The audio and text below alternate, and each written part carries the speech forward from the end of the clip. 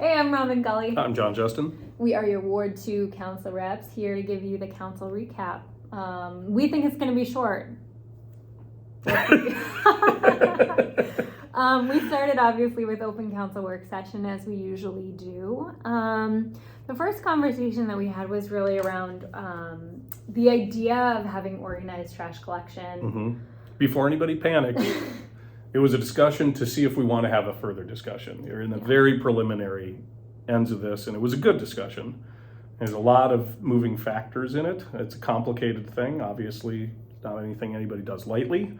But yeah, it's. I would say it's developing. I'm sure we'll see it again. Yeah.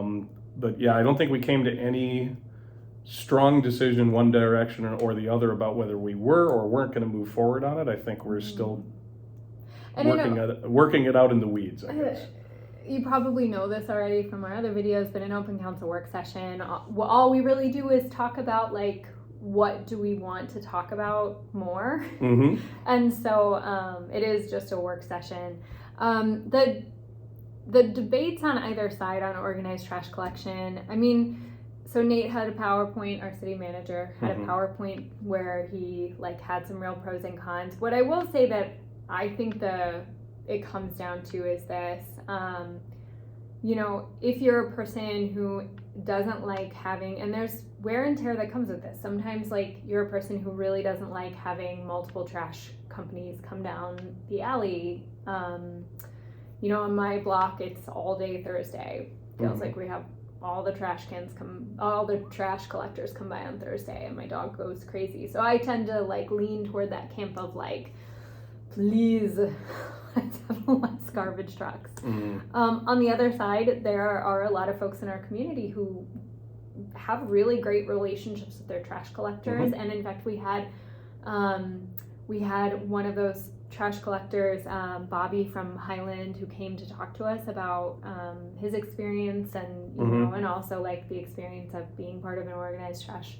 Yeah, and it was cool because it was definitely not it wasn't like he was trying to put his thumb on the scale. It was really him giving us insights that I certainly don't have. I'm not in that industry. So it was definitely not like he came in to argue one way or the other, but he just gave us a ton of information that frankly I didn't have until he had the chance to explain it. So it was really helpful. There are moving parts that I don't even think of. I had brought up the fact that there's a small business aspect that like you have huge trash haulers and you have much smaller trash haulers, both of which operate in our city. And I, given my own bent, don't want to see somebody on the small end of things get, kind of pushed out of town because they can't bid on a full all of West St. Paul sort of thing. So that's a concern. There's a lot of things involved. There are environmental impacts, but there's also the balance of making sure that the person that is your organized trash hauler is following environmental rules, which in some cases in other places has not been true. Well, and we had some really good suggestions about ways that we might be able to mitigate some of the like worst offenses that we can imagine. For example, requiring, and thank you Councilmember Eastman for suggesting that we require prevailing wage. I feel like I'm usually the one saying that first, so I appreciate it. Also, our city manager Nate brought up that when he organized trash collection in Shakopee, they required the trash collector to have an office, a location within a certain distance of the city, which, necessarily made it a little bit trickier for some of the very large trash haulers to be part of it. Anyway, all this is to say, we didn't get anywhere. There was like a lot of different feelings on the council. So if you have something to say about this, we'd love to hear from you about it. And I think there are good arguments on both sides. I think so too. Wear on city streets and particularly alleys is a very significant aspect to all of these things happening. Yeah. But the other side is customer service comes from response because you have to keep someone's business. That's something I know a lot about. And so, that's the other concern is if you have only one option, you really don't have any clout about an issue you have. Yeah. Because what do? Move out of the city because you want your trash picked up? Yeah.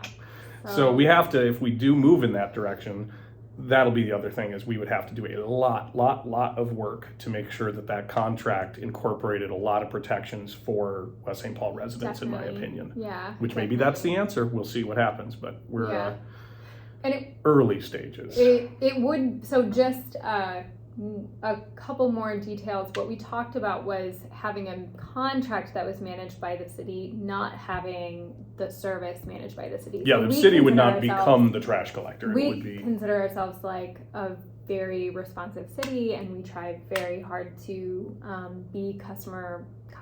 I mean, community oriented, but to give people a good experience when they're interacting with the city. But this would not be us becoming trash haulers. So as great as our public works department is, they would not be the ones. Yeah, we'd be an intermediary, basically, doing the contractual side. So there's your story of trash. There's your story of trash, and which might have been the biggest discussion of the evening. So it's true. Yeah, so and, maybe there's still hope for a short video. We'll see. Okay, and then we talked about, you want to talk about boards and commissions. So obviously the process for boards and commissions has been something we've, to be fair, struggled with for years and years and years. And I always take comfort in talking to Nate Burkett, the city manager, and he told me early on when I mentioned this to him when we were first talking, he's like, if it makes you feel better, this is true in every city. Yeah. Every city, people are not happy because it doesn't seem like the process is ever streamlined and fits everybody's wishes. And that's the way that a government works, I suppose. But really what we're doing is we're trying to have one overarching thing for our boards and commissions where we would interview all applicants as a council, no matter how many there are or aren't and whatever. The one outside to that is that the mayor still, by the rules, has the ability to appoint his people, the people that he chooses, to the planning commission. And so we would still see interviews with all of the people that were in the pool at that point, but the mayor's prerogative is that he can still pick somebody outside of that pool, and he can choose from within that pool. He can make whatever choice he wants. And then we vote to affirm. And a vote to affirm generally isn't a rubber stamp per se. If there was something really problematic, that's why they build in that we have to vote to affirm. But generally, the mayor's choice is respected. That's kind of how it's supposed to be. So we're trying to follow that still. But the overall process, if you apply, you will be interviewed by the city council. You will have a chance to actually, talk about why you want to do it and stuff like that, rather than us just trying to look at a application that everybody fills out with some fairly limited ability to explain what brought you there, why you're there, what your goals are, et cetera. And when we have interviewed people in the past, we have had people that have had some significant ideas that I think we got excited about, and often that's brought forward an applicant. So that interview process, I think, is a good one. And if, again, having it just be the same for all of the commissions, in that sense, I think is a good idea. Yeah, because that's where we've run into a lot of the confusion in the past, is having sort of different processes. And yes, we've had, in the time I've been here, we've had almost a different process every year. Single time. so that's not great. But here's what I do want to bring up about that. Besides just that, for me, this feels like every year I think the process gets a little bit better, and this feels like the best thing. We love interviewing people for these commissions. It takes a lot to put yourself out there, but I just want to say that we so sincerely appreciate it, and we try to take that really to heart when you come up and do your interview. We're not going to interrogate you. We're not going to be mean to you. We promise. And typically, if we end up choosing the people who we think have the most sort of vision and excitement for a particular commission. If you apply for multiple commissions, you'll get to talk about all of them, but sometimes you're like, I'm really passionate about planning, but I also would be okay serving on environmental. If we're lucky, we have enough applicants that we don't get to pick everyone, and as unfortunate as that sounds, I will say, we've often said to people, we really wanted to find a place for you, and please come back and apply again next year. We're grateful. We're really grateful. And sometimes it just comes down to that, what is as we look forward at what is coming forward, Yeah. there might be certain kinds of expertise on, for example, environmental or planning that are particularly helpful for what we're looking at in the near term. Yeah. That doesn't mean that the next time, if you reapply, that now the skills you have might now be really important. It might be something that's moving forward that's where we're focused. And so it's definitely not well, you're just not Right. up for the job. It's fitting the right people at the right time for Yeah, what we want to do. And so these applications will be available pretty soon, and we would love for you to apply and just think about, what you like. Think about what would you like to see change in the city? What would you like to see just a little bit better or a little bit different or a lot better, whatever. Yeah. And if you have questions on what these commissions do, because sometimes that's not entirely clear what the obligations are, you can always reach out to either of us. And obviously, I'm the Planning Commission liaison. I'm the Environmental Committee liaison. Yeah, yes. so if you have specific ones on those, you could certainly reach out directly to us, and then the other liaisons for the other committees.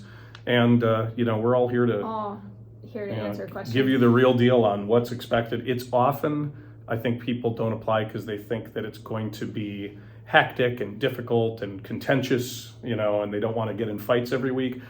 I will tell you, we really don't have that going on in our commissions. It's really, thank goodness. I mean, it's just a group of people collectively working for the best of the city. And it's probably worth mentioning too that most of our committees and commissions meet once a month, and sometimes less than that. Yep. Although I would encourage you to think about it as a monthly thing. Monthly meeting. Sometimes they do. It just depends on what's going on. Sometimes people do quite a bit of work outside. Sometimes there's not that much happening, and so most of the work is what you're doing in the meeting. And and it depends a little bit on what you want to do when you're there. It's also a good way if you have ever considered running for office, running for one of the city council seats. Not that I want to work us out of a job or anything, but we can't be here forever. So it's a good way to learn more about what we do as a city and just feel it out and see if it's something that you're interested in getting more involved with. So, and the other thing I'll mention, and not to just continually talk about how good our staff is, I will say that staff will help you understand the issues if you get placed on a commission and you're like, whoa, I don't know about everything. Nobody knows about everything when they get on there. I didn't know about everything when I got on the council. I will tell you what, there was a learning curve, but we have a great staff, as good a staff as we've ever had right now, and they will help you get up to speed, and they will give you all the information you need, and you have a ton of resources around those committees, and so anyway, absolutely. Don't be scared off. Don't be scared. We would love for you to apply. Please keep your eyes open for those applications and come apply. We would love to have a chance to talk with you. All right, so then we had budget update. Yes, which you've seen multiple times and we've talked about multiple times. Nothing really changed tonight from the last time. This was actually, we added this because we had legally noticed that it was a public hearing, but we wanted to make sure that anybody who wanted to come in had the chance to talk. As it turned out, nobody came in, but we'd rather err on the idea of we don't want to shut anybody out. And so the fact, we didn't end up having much of a public hearing on it, but we pretty much stuck with what was looking down the pike. There's a really good breakdown of where that money is spent if you want to take a look at it in the packet. The big thing is that we were able to lower from not the last time, but the time before that, the levy increase to under 6%. And just a reminder, it was not that long ago that levy increase was over 10%, I believe 2018. Yeah. And so we are definitely getting to the point where that leveling that we want to see, we're hitting at or below the average over the last period of time for levy increases. And I don't see that changing. I think we're going to keep on that path because we figured out a way to get on that path, and it's going to be hard to push us off it, which is good. Definitely. And then we went on to the council meeting, and so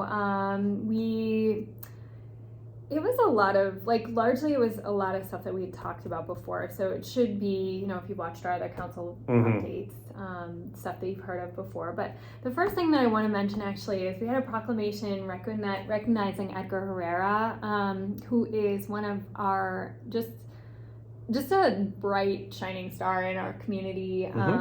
we did a Latina Heritage celebration in Harmon Park a couple of weeks ago, and Speaker Melissa Hortman and along with our representative Maria Isa Perez Vega put together this proclamation recognizing Edgar that we presented at the Latina Heritage event. But Edgar got to come to the city today, and we read it again. And what I really want to say is this: that if you've probably met Edgar, even if you don't know that you've met Edgar, he is often around town with his very adorable family and his kids. He is just one of those people who's kind of everywhere in the community. He comes to council meetings all the time. He shows up at community events all the time, supports everything from like community campaigns to local, races and elections, and comes and like is just part of so many things in our community, and is always letting us, not just like letting us know when things are going well in the city and when there are ways that we can make things better, but is also like actively working to like, he's one of those people that's like at the park and sees something going on and like tries to fix it. We're really lucky to have Edgar in our community, and so I just want to mention the proclamation, but also say thank you to him for being Yeah, I've often said that the real work is in showing up. And I don't think, honestly, I can think of a person that shows up more than Edgar, which is really what it's all about. So thank you so much, Edgar, as always. Yes. Let's see. So then we went on to the fee schedule. Fee schedules. We talked about this last time. And that's the one. That's the one that we brought back for a public hearing, not the budget. Well, they're very interrelated, obviously. And I think that one point that was brought up by the mayor is the idea that these fees are not profit points for the city. These fees are very carefully vetted to be break even to sometimes under break even because we subsidize it for the public good, as our city manager said. And I think that's important to mention. Like, we are not raising fees so we can put money in a pocket and use it for something else. These are literally offsets to not quite offsets in every case. Yeah. So, and in fact, a lot of these fees went up for the first time in literally years, and it's just over a decade in a couple of times. And obviously things have changed in the last decade for everybody. So. So, and then we had two proposed charter amendments. All right, super easy on this one. I can do this in my sleep, I think, at this point. One aligns us with state statute. I mean, it's constitutional law, and that's about the fact that people are allowed to pay people to solicit petitions like literally people working as a petition worker. Doesn't allow anybody to pay anybody for signing the petition. We actually very specifically, even though we didn't need that, wrote that into that same amendment. So it's not, nothing's changing, but we're following legal guidelines. And then the other one allows us to just do there's certain expenditures that don't really fall into, the best way to put it, they don't fall into any bucket of governmental spending. These are not large expenditures. But for example, having the city subsidize a public event or something like that. And it's kind of this gray area where it's not prohibited, it's not allowed by statute. This gives us the discretion, and they'll all come in front of the council. These are not like things that happen behind closed doors.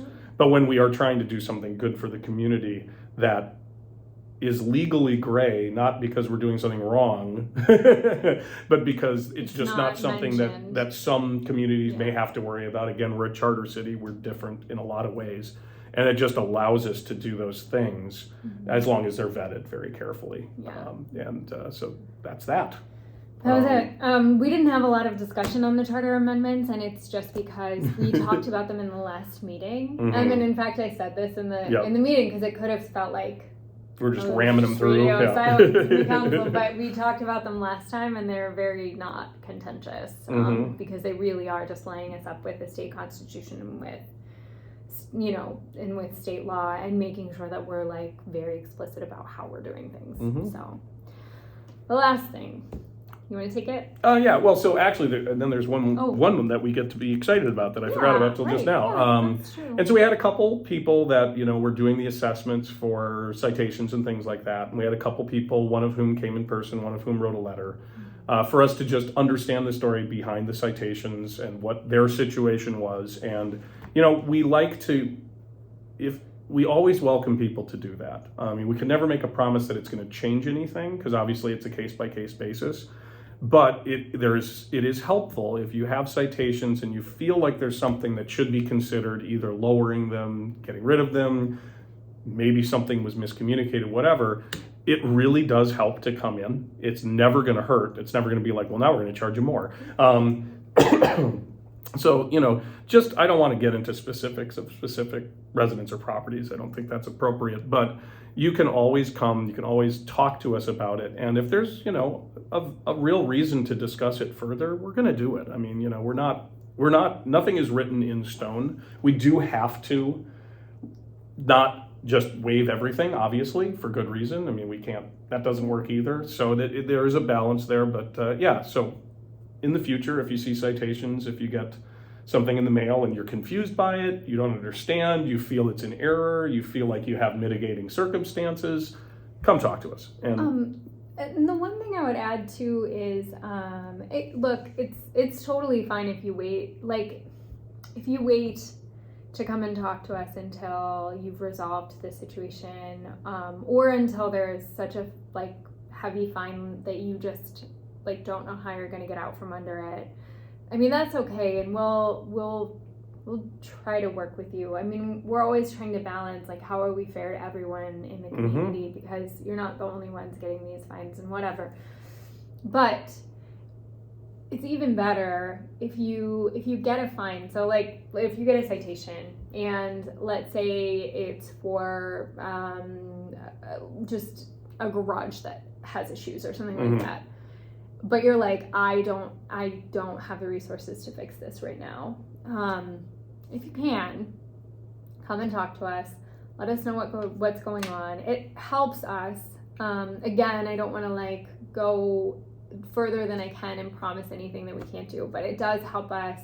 Then when we're having conversations with our code enforcement people, or when we're having conversations with neighbors who might be calling in about it, or when, it helps us to understand the context of what's going on, so that we will try our best to be helpful. Sometimes we actually can be helpful, because sometimes we can refer you to community services, or sometimes we can say, hey, we can stay these fines for this amount of time, or sometimes we can say, you know what, if you fix this, we'll reduce your fines, or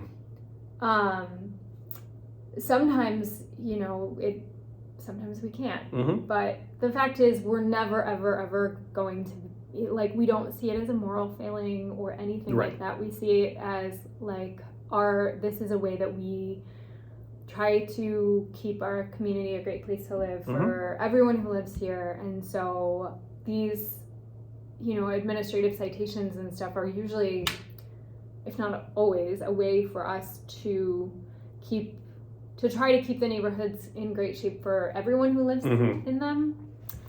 So, and we try our best not to be punitive and not to cause more harm. So. And if you get that letter, I am telling you, and I really mean that, the other thing to do, call staff. Call the person whose number's on the letter. Their goal is to get to a satisfactory conclusion. Their goal is not to give you fines. It really isn't. They just want to get you to compliance, however we can get you to compliance. And they're nice people. They're not mad at you. They don't have a moral, they just want to, they're doing their job. They're trying to get you to where things need to get to. And you'd be surprised by how much they will work with you, but communication is incredibly key.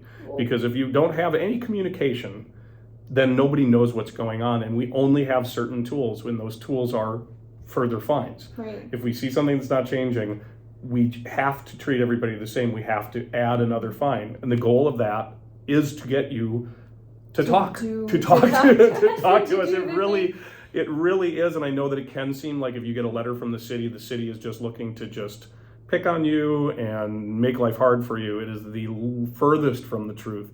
the city is trying to establish communication, and communication is the key part of this. I've been through a lot of these over the years with various residents, and establishing that communication always helps. It always makes it better. It always gets to a better resolution for everybody involved. So I really would encourage you, please don't be frightened off or feel like, you know, you're going to have somebody yell at you or say you're a terrible person. That is not what these are about. We're just trying to get everything to where it needs to be for you, for your neighbors, for the community at large. So reach out. And you've done a great job of covering this, and I just want to say, like, just reiterate again that a lot of the time, this is also how we even get to a place where we find out, like, oh, someone actually like moved away a long time ago, or I mean, so in a lot of ways, it is the one tool that we have to try to get more information about what is happening. And so it probably almost certainly does feel punitive, but the truth is, like, we have a limited toolbox to work with. And so and this is basically it, and this is the way that we're able to sort of get people to communicate with us. So and of course, like, just like the fees and things, it like costs staff time, it costs resources for us to do that. But again, please just like come reach out to us as soon as you can. As soon as you know something's going on, you'd be surprised at the things that we are able to do to try to help folks. Yep, exactly.